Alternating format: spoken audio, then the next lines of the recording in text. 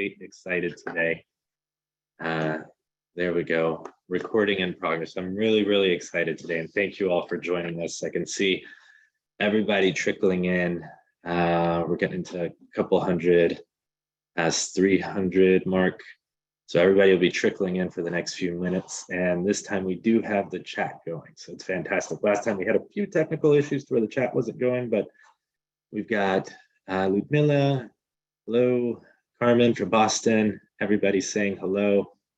I really love this about this webinar, how it's kind of, it's a group of people that recur with us. So thank you all so much for joining the webinar. As mentioned, my name is John, Director of Cross-Cultural Communications. We have fantastic webinar today.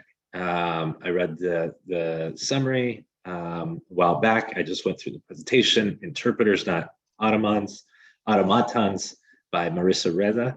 She's going to introduce herself. She's going to get into that. I think it's extraordinarily relevant. We started this webinar series right at the beginning of the pandemic.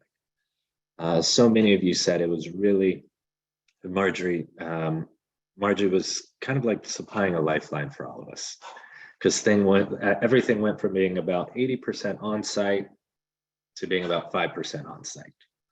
Now there's a healthy mix, about 50% on-site, a good amount RSI, a good amount VRI, a good amount OPI, but it's a transition for all of us going into a remote environment. How do we go from primarily having worked so much on-site to working remote? That is what Marissa Reda is going to be talking about today. I want to go through her bio real quick. It's a fantastic, very impressive. Remember the name. So Marissa Reda, she actually graduated magna cum laude from Luther College. She's been a medical interpreter at a major US medical center for 16 years. That's quite a long time. She's seen a lot. She's been CHI certified since 2012. She's been a licensed trainer with CCC since 2017. So she did it in person. Now it's done largely online. In 2020, she became a simulation center instructor. She's on the NCI-HC webinar work group. She's published quite a lot with the ATA Interpreters Division blog. This year, she spoke at CHIA, and last week, she spoke at the ATA conference. So you may get some questions on that. I don't remember the exact title, but I remember it was really, it was quite the topic. And then Marissa specializes in education through storytelling. She coaches interpreters at all levels to reach their professional goals. Her company, Tika Interpreter Training and Translations, creates education by interpreters for interpreters based on real life patient experiences. And this has truly been my experience as well. There's nothing like witnessing what goes on, let's say in a hospital ER, or in an educational setting, or in a mental health setting, or in a community health setting. So it takes interpreters to really understand the context that we face day in and day out, and what it means to give our patients, give our clients their communicative autonomy.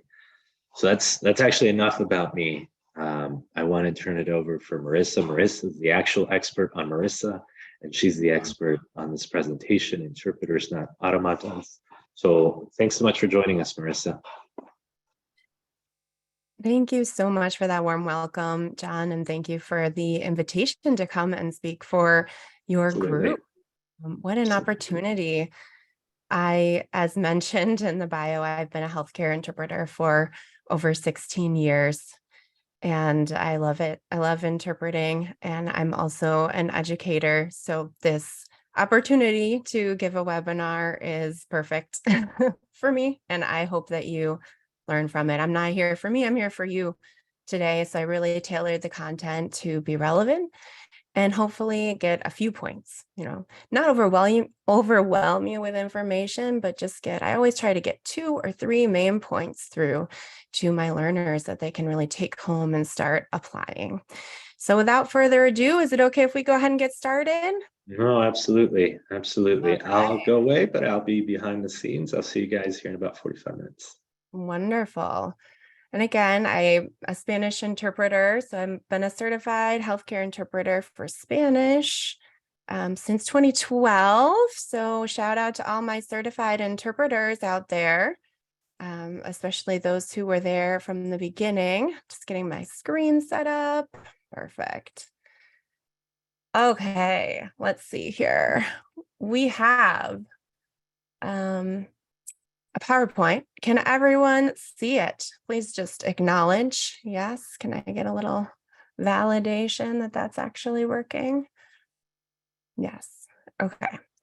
Please feel free to let me know if it is not working at any time. Go ahead and unmute. I have Alana and John here behind the scenes to help me do that.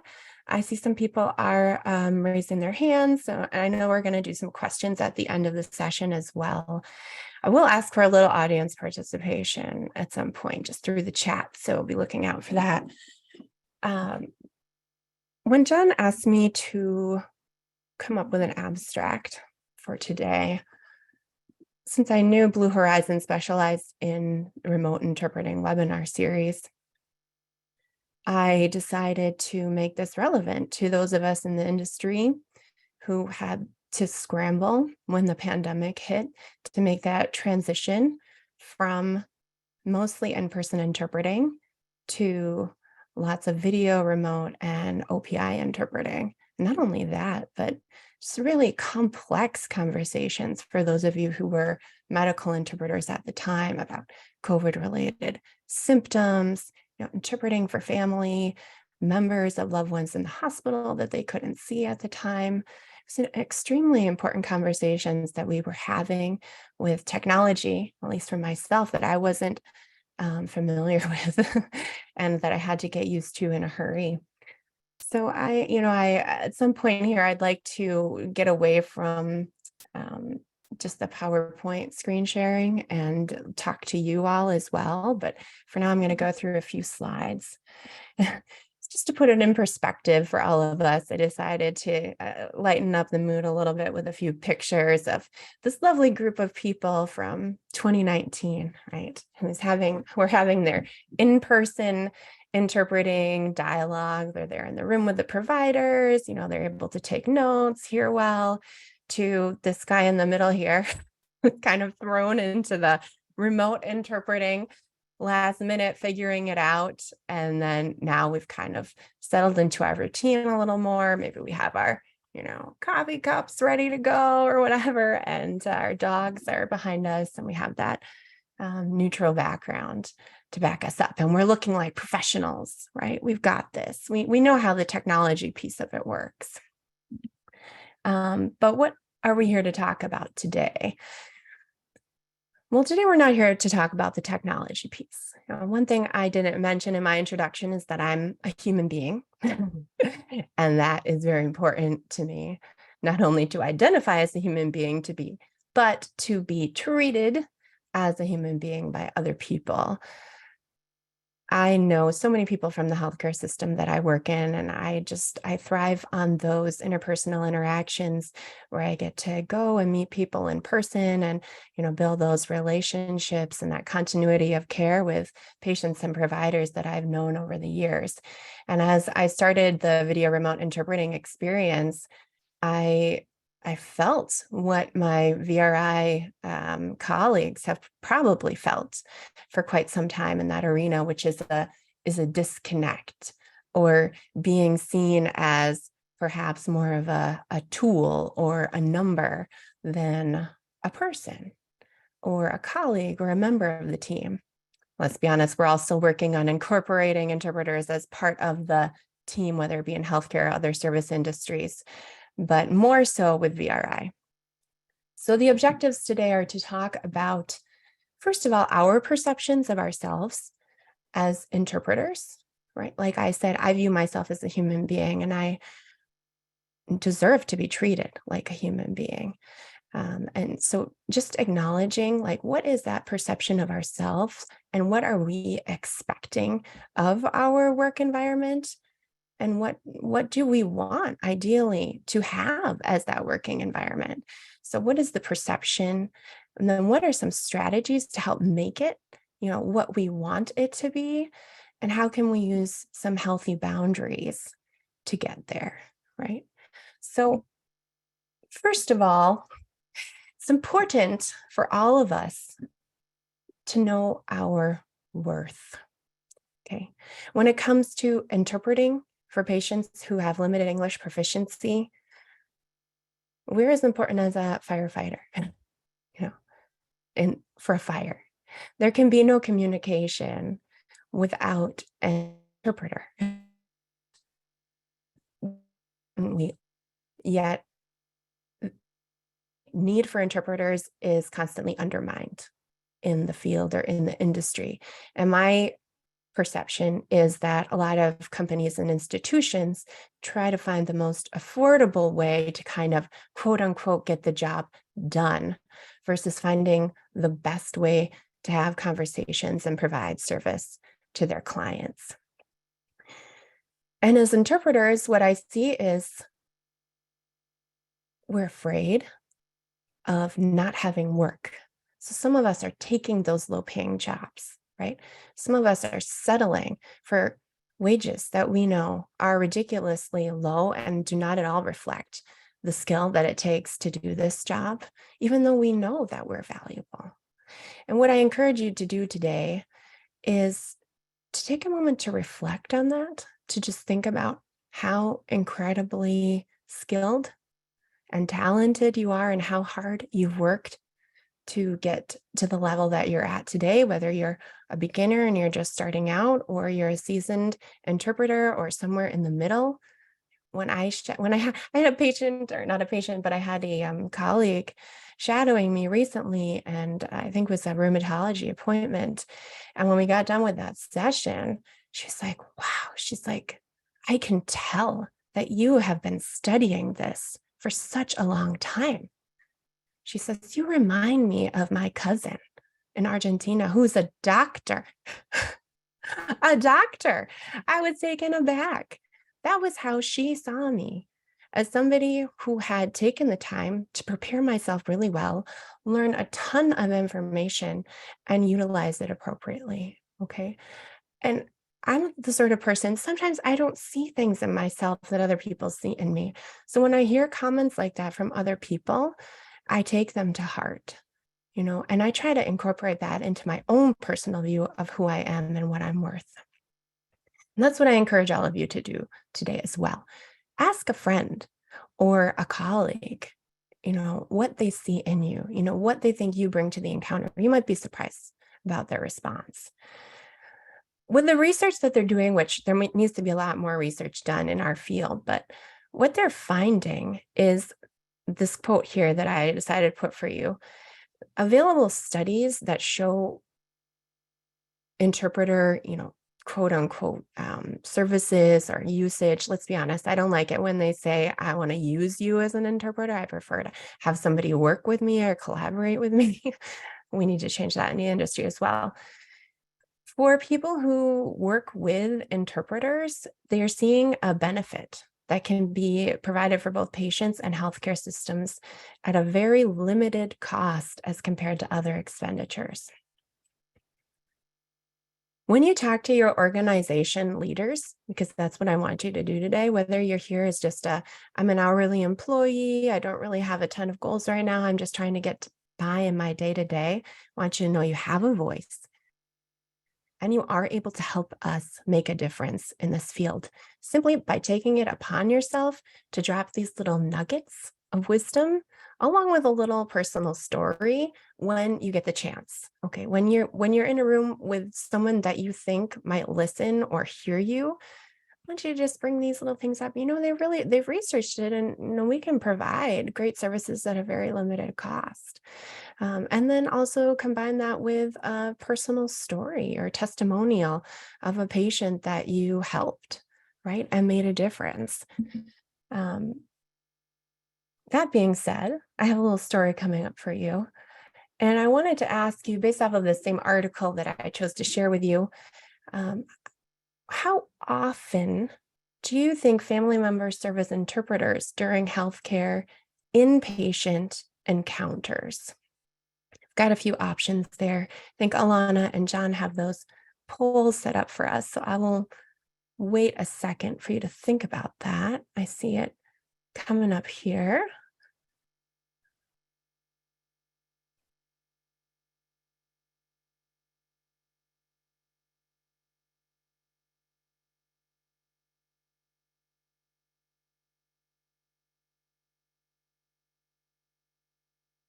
We have a good group. I see there's about 440 people here today. That's excellent.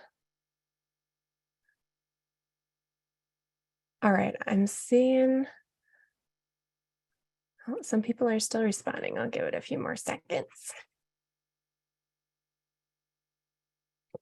Perfect. All right, I'm going to end the poll for right now and just share these results with us. All right, so the results that I'm seeing right here are that about the majority of you think, okay, wow, look at this. The majority of the people here today believe that family members serve as interpreters in 50 to 75% of encounters with inpatients. That's how you see it. You who are out there on the job or in the industry, in the field, you think that family and friends are being used 50 to 75% of the time. And then the second highest answer was the 25 to 50, and so on and so forth. Well, let's get back to the old PowerPoint here. The answer is 49%. So right on that cusp from this limited research study, right, that they did. In the encounters that they followed, in 49% of them, family members were used during those inpatient encounters. People don't always remember facts, but they remember stories and they remember how you make them feel. Story that I like to tell when providers talk to me about using family members is of a patient that I had. All right, here's some chat participation. Give me a name. Give me like a female name that I can pronounce. Let's see. I'll check the chat and see what it is.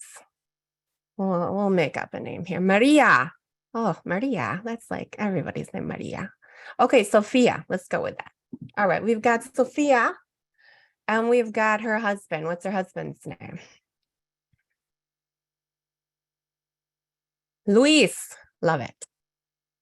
Sophia and Luis. I'm called to the emergency room to interpret for them. And let's say Sophia is having a major medical event. Let's say it's a pulmonary embolism, having some pretty significant symptoms. The doctors are trying to decide whether or not to intervene, having some pretty serious conversations. And before I get there, her husband, the poll pops up as an option on your screen. Oh, sorry. Okay. Just checking the chat out there. So Sophia and Luis are there. Luis, very kindly, is serving as the interpreter until I get there, talking about some really critical care regarding his wife. You know how it is when you're on call. In the emergency room, you pack a lunch because you know you're going to be there forever. Well, sure enough, I was there for at least, 6 or more hours by the time that we got Sophia up to her room where she was going to be. And at this point, Luis steps out to go home, take a shower, who knows. And Sophia feels safer now because she decides to open up to the nurse that her husband, who so kindly was interpreting for her, has been abusing her their whole marriage. This was decades of marriage. And she was asking for some help. And this was the person that was interpreting for her in the emergency room before I got there, helping to transmit her wishes and desires, okay, to the healthcare team.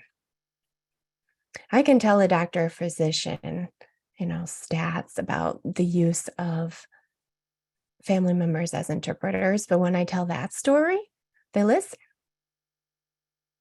They don't think about the fact that the family member that might be serving as an interpreter might have other interests in mind or might not be a safe person for that patient. It's good to educate them about these issues so they can take it into consideration the next time. All right, let me see and get my PowerPoint back going over here.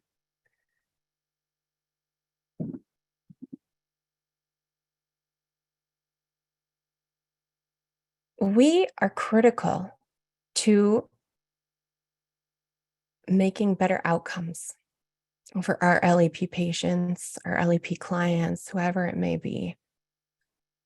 After the George Floyd murder in Minneapolis, close to where I'm at, there was tons of rioting, and there were many, many organizations who decided to pledge, millions of dollars to efforts for diversity and inclusion, healthcare equity. We are crucial to being able to actually accomplish those goals, right? Without communication, without patients having access to knowledge about how to care for themselves and their health, as we saw with COVID-19, which disproportionately affected minorities, healthcare outcomes are not going to change. We need to have a seat at the table in order for real change to occur. So you are really essential to that coming to life. And it's good to reiterate that whenever we get the chance to do so, right? Without that communication, there isn't going to be any change. So what we need to do, right, is we need to tell our story. And how do we tell our story? Well, first, we need to educate ourselves. We need to do our research. We need to have some facts that we can refer to when the time comes. And we also need to know the right people. So if there are any initiatives in your department or in your nation, NCIHC, anything out there where you can kind of get involved and have a voice and meet other people who are doing the same kind of work, I encourage you to do that, because that will allow you to find the right person to talk to and or give you the opportunity to talk to that person.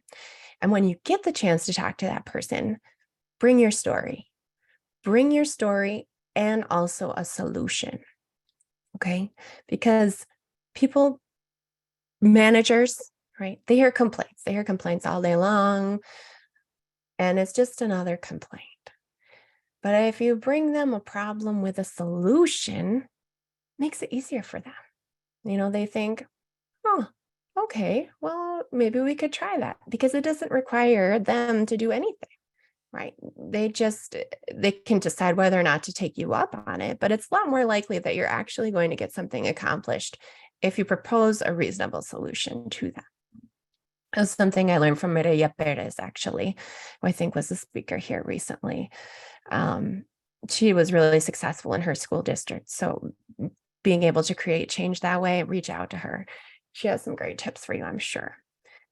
We're going to move on here to strategies. So talking about this idea of what do you need, right? So we know our value, we know how much we're worth in an encounter and how important we are to making change and actually getting LEPs access to information in healthcare.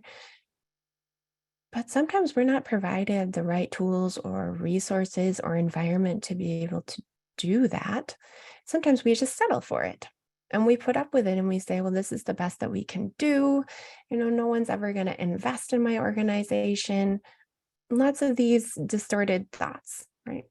That lead us to inaction.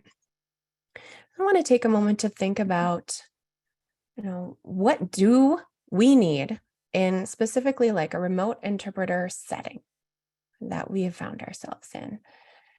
So I'm asking you, sounds like we have a pretty big group here today.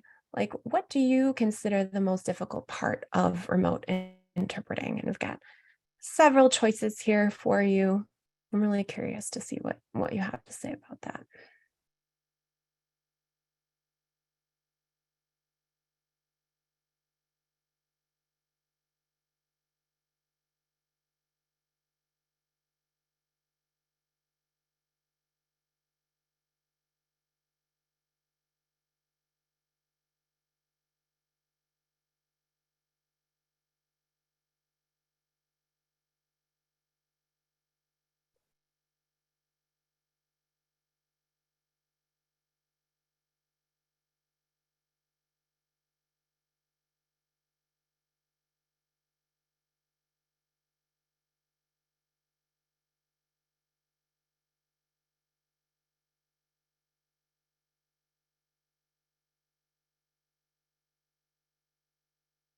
Glad of you found it.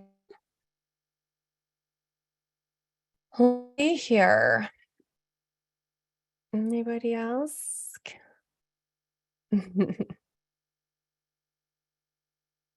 Yeah. Yeah, somebody's writing in the chat that they prefer remote interpreting. That's great. See, very useful tool. It's here to stay.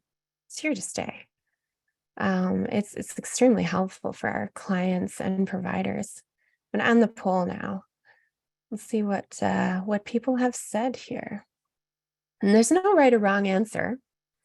I just want to know what you think personally. So we've got, very close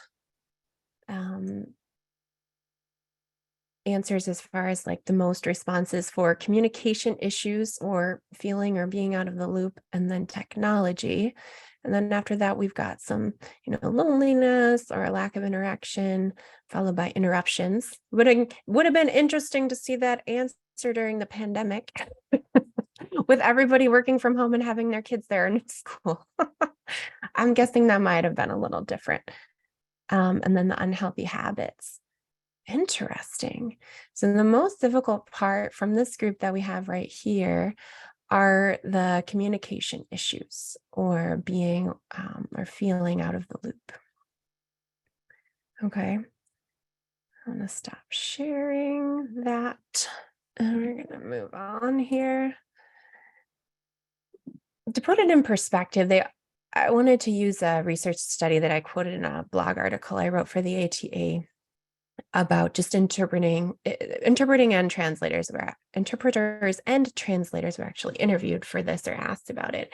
And they were asked, like, what are the top, 4 stressors? And what they found was the things that were most stressful were situations where they were required to have a fast delivery rate. I also added this high productivity demands because for video remote interpreting, if you've got a company that's really focused on the numbers, right? Like how many calls are you doing each day, et cetera, I think that could be along the same lines, followed by like no materials to prep before an assignment, right? So if you're doing the on-demand video remote or OPI interpreting, you really don't know what you're getting into. So you don't have time to prep beforehand. And then poor working conditions, in this case, maybe you don't have the right technology and or workspace. I'm seeing some people saying they agree with those top 4 stressors as well. And then just the lack of not only like no materials, but there's no time to prep either. So let's say you do have access to something, like I'm an on-demand interpreter in my hospital, and I've actually we just got access to Epic. So yay, just something I've been fighting for a really long time. So I'm really excited about that. But we still don't have it on our devices. So even though I have access technically to it, like when I'm out on the floor, I don't have time to look up that patient. So for me, that definitely rings true because I just don't have time to read about the case beforehand.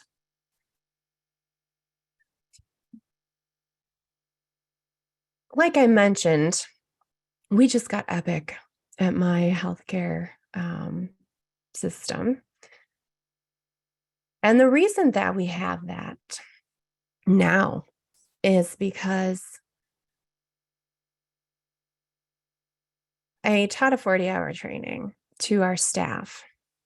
And as part of being an instructor for a 40-hour training, one of the best things is you get to see the energy and the motivation and all of the ideas that are inspired in your students, and they're really motivated to, offer suggestions and bring about positive changes.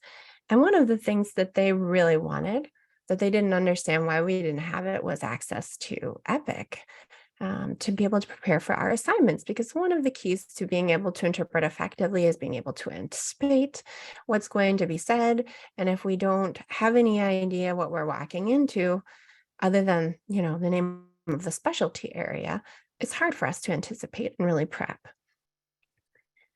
And I have been fighting for Epic for a very long time, to the point that I just accepted that, it wasn't going to happen. That's where I was at. Epic is a system for where you can go and you can look up patient information, like their medical history. It's across the US now. There was a mandate that said like all healthcare organizations needed to use the same system so that they could communicate better. And so it's basically a place where you can go and you can look up like the medications a patient is taking, their history, clinic notes, kind of get an idea why they're there, and see any like relevant terminology that might come up in the appointment.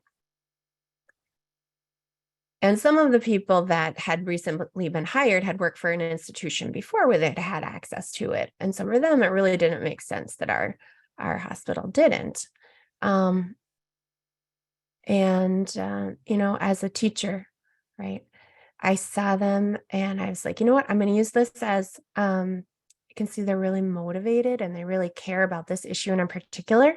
So even though I feel like I've beaten my head against the wall too much and I'd personally given up, I see that they've got fight in them, and there are some people behind this initiative now. And you know what, we're gonna try to do this, and we're gonna do it the way that my management asked us to bring forward changes. So we used the proposal format that they wanted us to. We did our research, we educated ourselves. We reached out to other healthcare systems, because it was a joint class with people from different organizations. Used examples of how Epic had been useful for them, and then brought it forward. And you know what? It worked. I think for a variety of reasons, but it worked. Those students, right, they influenced the energy in that classroom. They influenced me to take action. And that's what we can do as a group as well. We can influence others with the right story, with the right approach.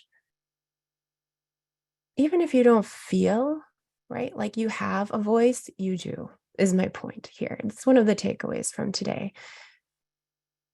I want you to think about all of the things that you have to offer and how you might be able to share that with somebody else. All right. We're going to switch gears here a little bit. And I wanted to talk to you a little bit about another reason why it might be so hard to get some of these initiatives through in our industry. And so I wanted to discuss like what percentage of the interpreter and translation workforce is female, right? See your thoughts. And this is data I got from the Data USA website. There are some other sites out there, I'm sure. So it's a rough estimate. But that's the figure we're going to use for today.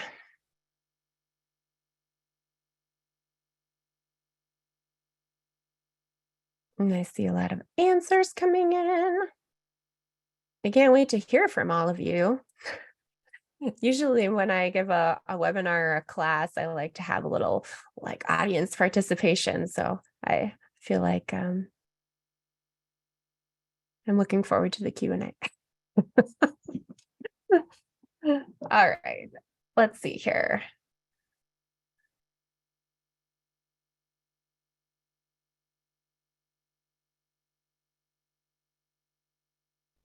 And how are we doing for time? Looks like we're doing pretty well for time. This is great. Oh, we got about 300 people have responded so far. All right, I'm gonna end this poll and share the results. All right. 73% of you answered that you think about 69%, 90% of the workforce is female, which is interesting because according to Data USA, 71% of the workforce is actually female. Now, I didn't see any non-binary LGBTQI plus options in this data report. That'll probably be changing in the future, right? So it's strictly like male and female. I recognize that some people do not identify as either of those or as both. But for the sake of the point I'm trying to make here, I just want to get the idea across to all of you that there are more women, right, in the field, in the industry than there are men. That's been the case for a long time. What the future holds, I don't know, but currently that is the case. Also, an interesting fact, lately I have met a lot of people who have also been swimmers or part of a swim team. Someday I'm gonna have to do a research study about that because it's just like an uncanny number of people who were swimmers who are now like interpreters or translators. There's something weird going on with that connection there, myself included. Okay, so I'm gonna stop sharing this. I just shared, okay. And we're gonna go back here, perfect. So yeah, so here we are. So it's about 71% of the workforce is female.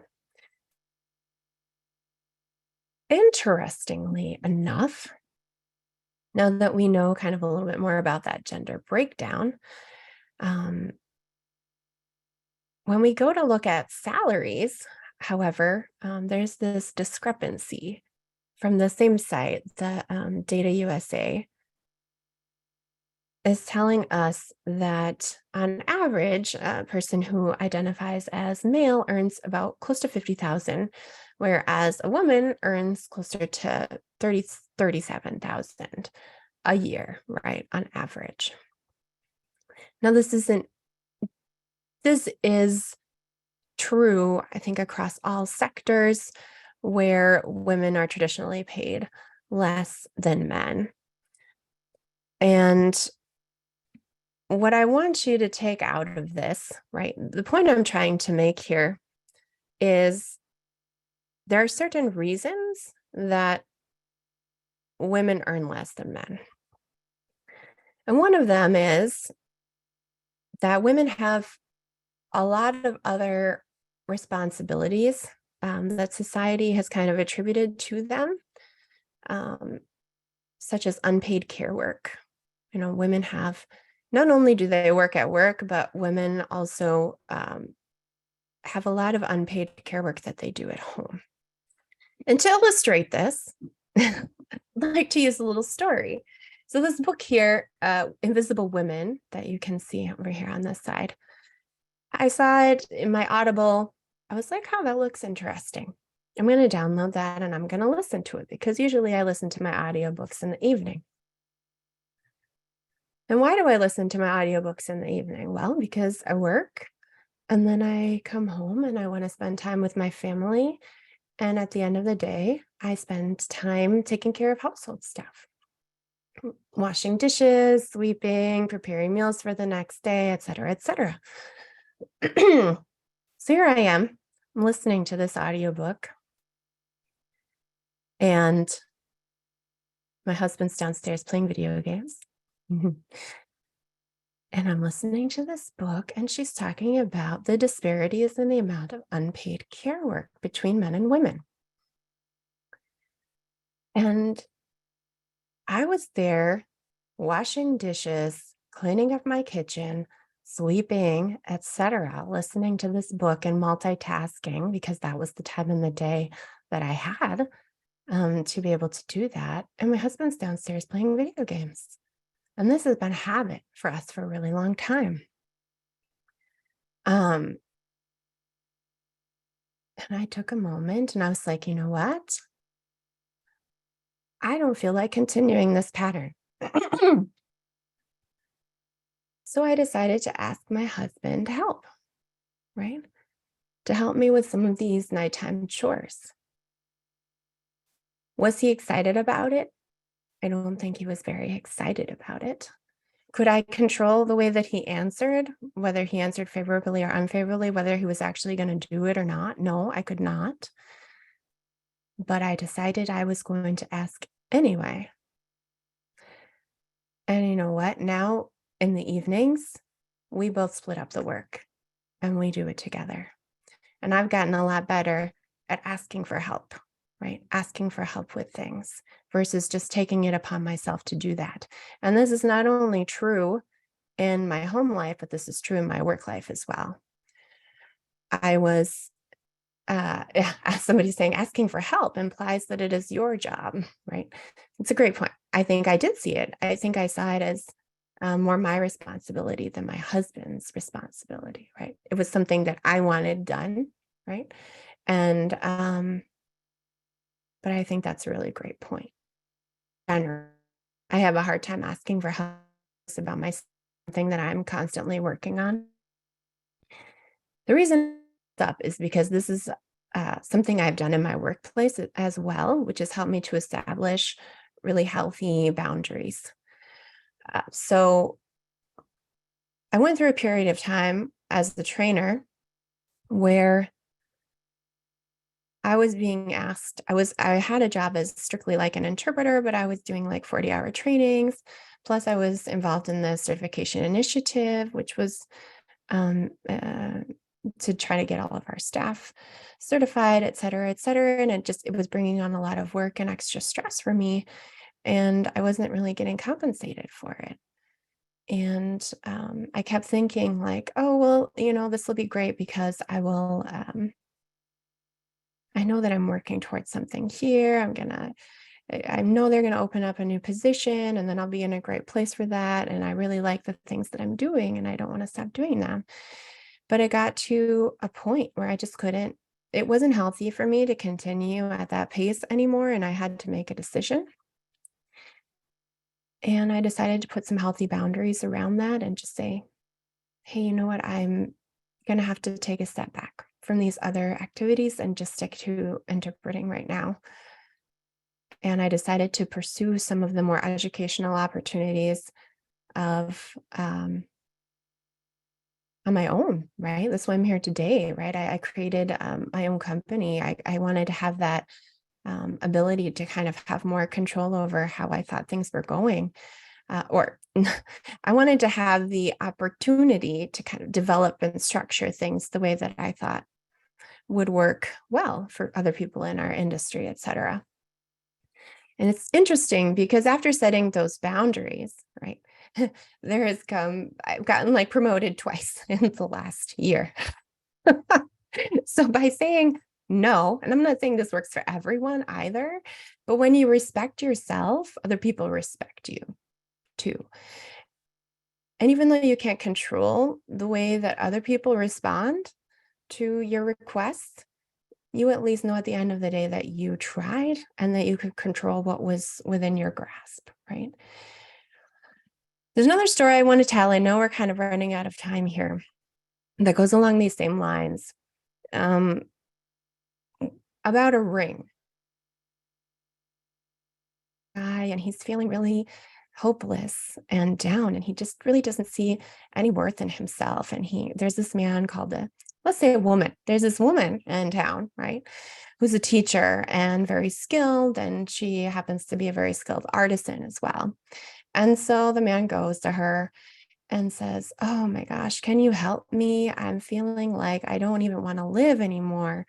And that I don't have any skills. And she says, well, I'm really busy right now. I don't really have time to help you because I've got other things that I need to do. But, maybe if you help me with the things I need to do, then I can help you. So here's this ring. I want you to take it to the market, and I don't want you to accept anything less than a gold coin for it. So he takes it to the market. And he's disappointed. He wanted help, and here he is getting like this task instead. And he goes to the market and explains that, this is what he's selling and that he's selling it for a gold coin, and they laughed at him. They laughed and they said, like, I'm never going to give you a gold coin for this, right? And so he went back to the teacher and sorry. And then they offered him, like, they're like, I could give you like a silver coin, right? Or a bronze coin or something. And so he goes back to the teacher and says, I'm so sorry, but, I wasn't able to sell it for a gold coin. I was offered like 2 silver coins. So the teacher says, okay, well, that's great. Thanks so much. Like, that would be wonderful. She says, could you just do me a favor though, and make sure like you take it to the jeweler, and I just want to make sure, I don't really know what it's worth. So could you go find that out? So he goes to the jeweler in town and takes a look at it. And they're like, well, tell your teacher that I can't offer them anything less than 58 gold coins right now. But if you come back in a couple weeks, then I could give them 70 gold coins. And the man is like thrilled, right? And he takes it back to the teacher and they're going to give you, 58 gold coins for this or whatever. The moral of the story is for interpreters and translators, there are people out there who want to hire you for peanuts, right? But there are also people out there, maybe not right away, but eventually they see your value. They have the same goals that you do, and they want to offer you what you're worth, right? So don't settle, right? When you have the opportunity, especially in this VRI, OPI market, to go out there and explore your options. Find out who sees your value. Going back to the slide, right? Create a network of people who are going to be able to support you. And then with that network that you've created, go out there and lead by example and tell your story and help other people to grow professionally as well. I know we're getting close to the end of the session here, and I only got 45 minutes, so I'm being cognizant of time. I did include some of the resources I used here for you if you want to go back and look at the PowerPoint later. And then also here's my information if you want to get in touch with me. I'm out there on social media, etc. But for right now, I want to hear from all of you. So I will stop sharing. Yes, let's do that. Awesome. No, that was wonderful, Marissa. So many incredible points, so much activity. I'm not sure I've seen so much activity in the chat ever. So I think this topic really resonated with everyone. So many things, from how crucial interpreters are to health equity. And I want to mention, you guys start putting your questions in the chat. We'll get to your questions. Bring your boss a problem with a solution. You mentioned Mireia Perez and the success she had in her school district, bringing about change. Feel free to reach out to her, everyone. We're all part of the same network. We're all available to everyone to help each other. Lead with stories, not facts. That's what people remember. Talked about an electronic health record system, EPIC. Translators and swimmers. That's a first, but there might be something there. How important it is to set boundaries, how that could lead to promotions, and making sure people tell your story so people can see your value. So many things that resonated. Everybody, lots of comments. Good presentation. Thank you so much. Interesting and informative webinar. I would love to hear from you, Marissa. Maybe what are some of the problems that you brought to your boss, and what were some of the solutions? And maybe after that, or along those lines, if you could talk a little bit about, without getting into too much specifics, what are some of the boundaries? Obviously, you mentioned creating more of a partnership at home, but would love to hear some of those problems and solutions within an interpreting environment. If you can elaborate a little bit more.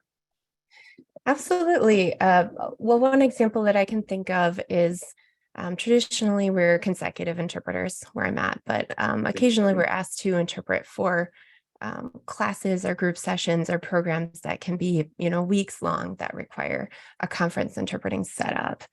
And initially, they had just one interpreter assigned for like the day of Oh my goodness. interpreting, right?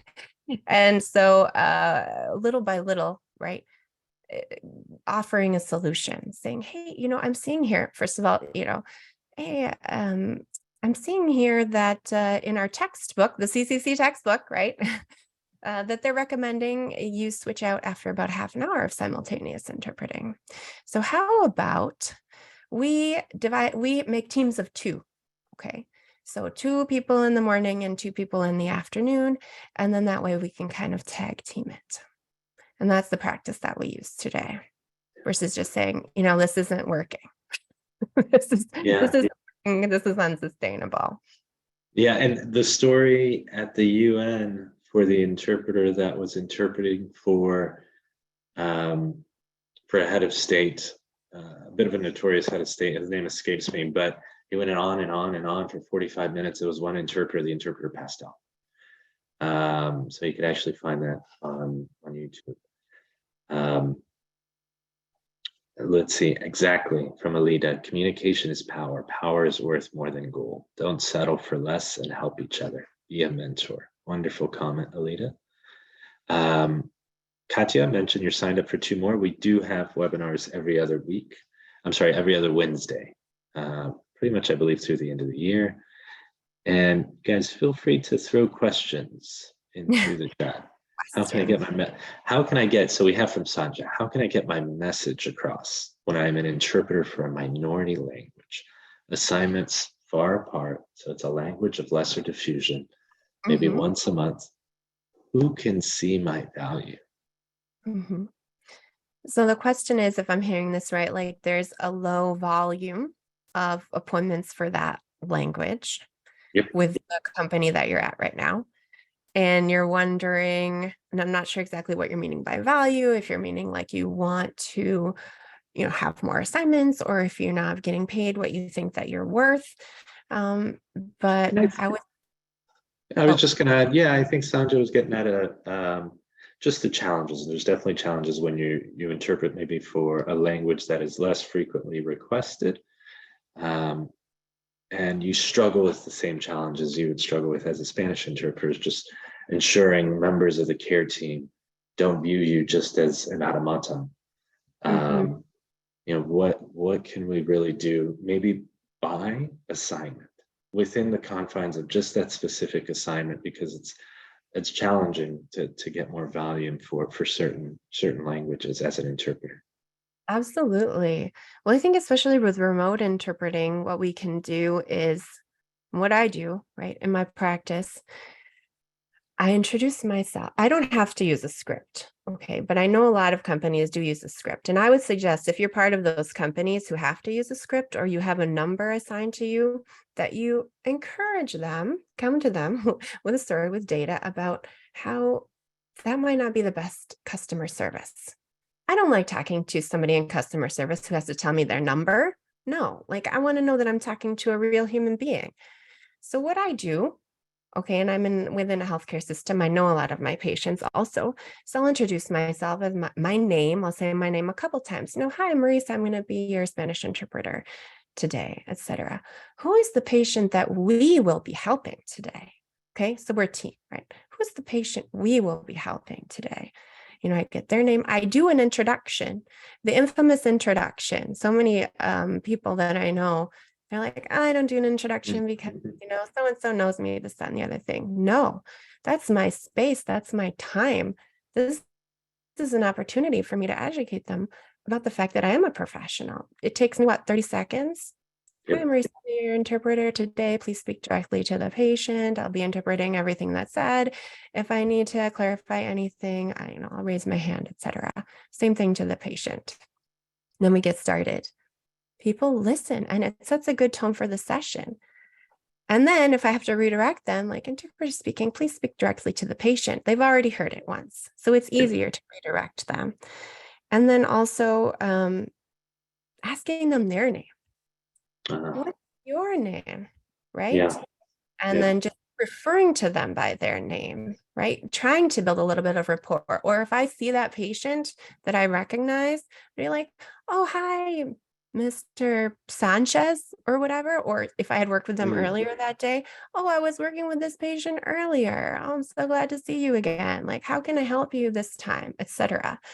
Um, because uh, I'm a person, right? Like, does that help answer your question? These are kind of some tips that I use in my practice. no, and I think that's a wonderful question, and it's a very good, wonderful answer, wonderful question. And I agree. It's so difficult. What are the tools we have at our disposal, especially maybe this is our only interpreting encounter with this particular care team? How do we get them to recognize us as humans? Obviously, we learn from our training, an introduction, and a briefing session. If we can get to the briefing session beforehand, fantastic. But at the very least, our introduction helps to set the tone, and that's a great tool about asking for their name. If you have your notepad, you can jot it down. Destroy your notes after, but at least it'll help you remember their name. That'll help them see you as a human being throughout the encounter. Um, this was such a wonderful presentation, very informative and very uplifting. Muchas gracias, Ivania. And Thanks so now, much. thank you for coming. We have like 83 messages, so many thank yous. Definitely resonated. All of Uh, you, everyone, look for an email from Zoom 24 hours after the webinar with a link to the certificate and presentation slides so you can claim your CEUs. It frequently goes to spam. Um, so I just want to mention that. Um, love the bring the offer, but add the solution. Bring the problem, but add the solution. Thank you, Marissa from Gina. mhm. Thank you for the Welcome. presentation. And work as a team also. I mean, we are, even if you're like a lone freelancer out there, get yourself on LinkedIn, get yourself on some of these networks. Yep. There are people out there who want to connect with you and they're really generous. You be impressed with like these people who I admire in our industry. And I come to them with a question and they're more than willing to share some knowledge with me. So, don't be afraid to get out there. I think that's so important. That's so important. You'd be surprised if you reach out to people, how willing people are to help. Mhm. And if someone doesn't get back to you, doesn't mean the next person isn't going to get back to you. So 142 more messages to scroll through. Let's see. Thank you all for how active you are. Pulled from the chat. How can I get my message across when I'm interpreting? So we address that one. Um, Love it. A very good point, Anna. If we don't value ourselves and the profession, who will? So respecting ourselves, valuing the profession, it starts with us. And it's okay. It's okay to take up that space in the encounter. For a while there, I think the idea was that interpreters are supposed to be invisible. Well, Mhm. physically impossible for us to be invisible. Okay. Yeah, And it is important, however, it is important for us to be faithful to the communicative autonomy, but we also need to ask for what we need to be able to hear, to be able to render the message. So take ask for the things that you need, right? That was the point of my story is we need to start doing that. excellent. Ask for the things that you need. Okay. Well, Marissa, we're on the hour, 12:30 Eastern time. Thank you so much. This has been so helpful for everyone. It resonated. I love the comment from Laura Rodriguez to wrap it up. A great way to start the day to realize, think about your self-worth as an interpreter and walk a little taller.